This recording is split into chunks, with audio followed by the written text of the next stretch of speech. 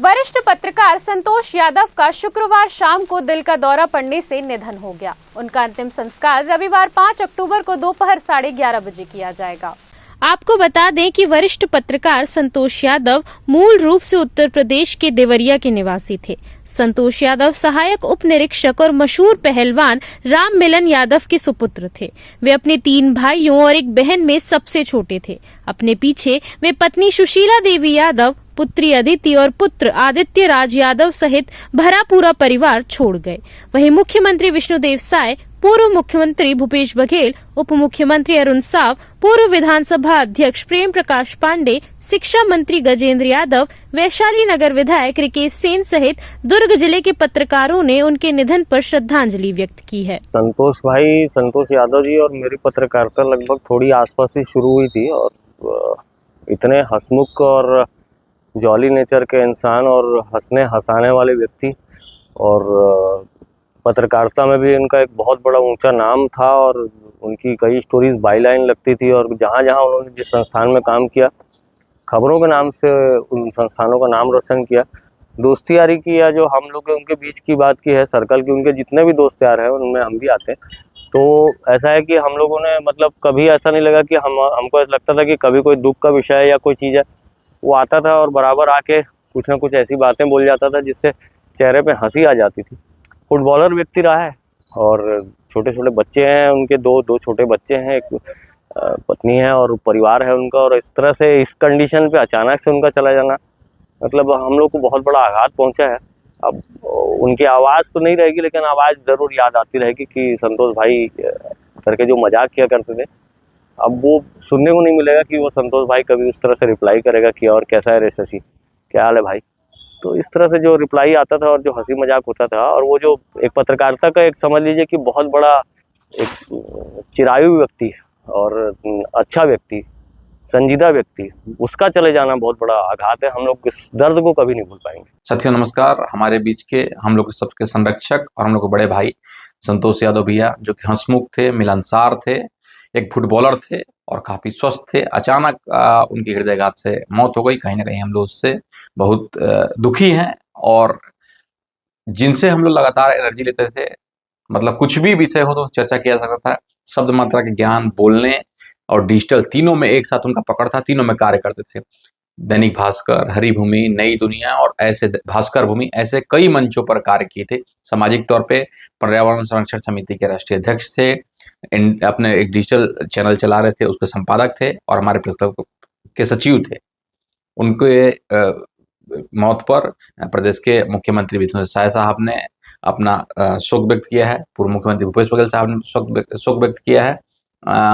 तमाम ऐसे जो नेता हैं, देवेंद्र यादव, रिकेश भैया जो विधायक हैं यहाँ के, गजेंद्र यादव कैबिनेट मंत्री हैं, सभी लोगों ने शोक व्यक्त किया है। तो कहीं ना कहीं एक हंसमुख चेहरा हमारे बीच चले गया और उनके अपने पीछे पूरा परिवार छोड़ के चले गए। तो उन परिवार के साथ हम लोग क्लब के अध्यक्ष होने के नाते हम लोग साथ खड़े हैं। और जैसे जितेंद्र साहू को सरकार ने मदद दी थी, राव साहब जो चरौदा के थे, सरकार ने मदद दी थी, वैसे ही सरकार इनको मदद दे, हम सरकार से मांग करते हैं और सरकार से अपनी पूरी मांग लिखित में और मौखिक तौर पर पहुंचाएंगे ताकि उनके परिवार पे जो कठिनाई आई है उसको सहने की ताकत मिल सके, एक बल मिल सके।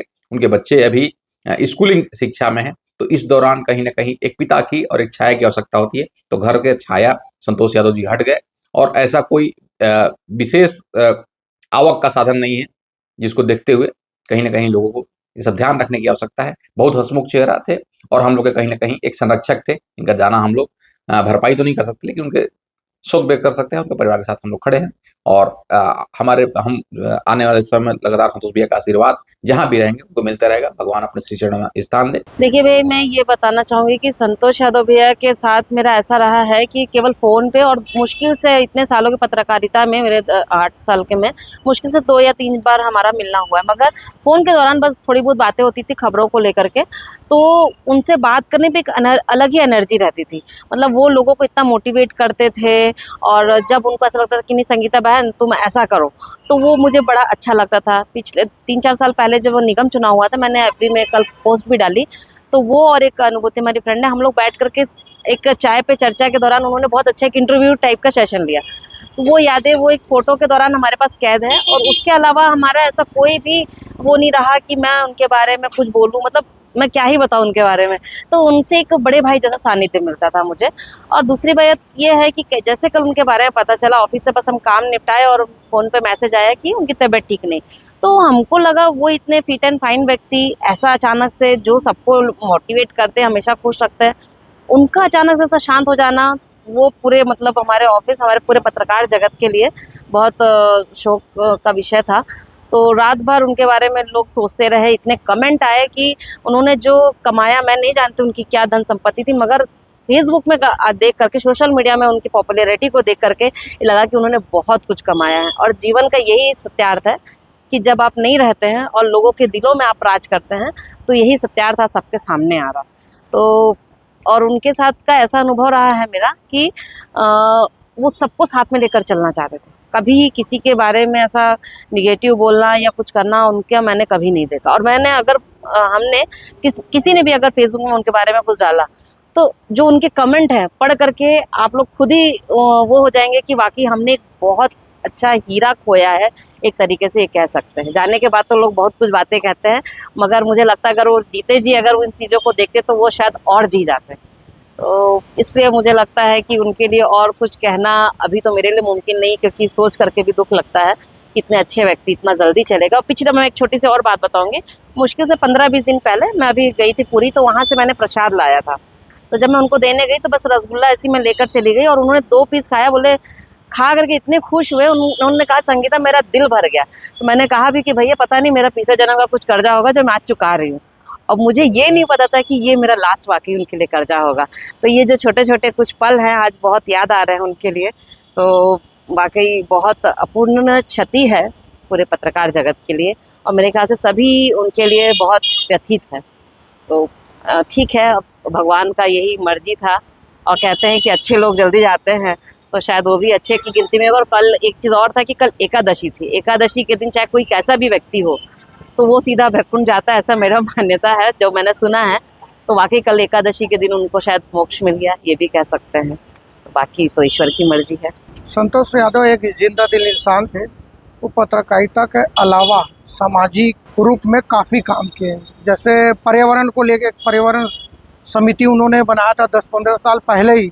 पत्रकारिता के साथ साथ पर्यावरण समिति भी चलाते थे, पेड़ पौधे वगैरह निःशुल्क लोगों को उपलब्ध करा के उसके लिए काम करते थे। 2010 में मैंने उनके साथ काम किया। उनका व्यवहार बहुत बढ़िया था, और जो उनके साथ काम करते वो साथ में लेके चलने का हमेशा प्रयास रहता था, और पत्रकारिता को एक नया आयाम संतोष यादव ने दिया था। आज हमारे बीच नहीं है, बड़ी दुख की बात है, और इतने अल्प आयु में हम सभी को छोड़ के चल गए, और उनके द्वारा किए गए काम तो हमेशा हमेशा के लिए यादगार रहेगा। ब्रांड न्यूज के लिए ब्यूरो रिपोर्ट।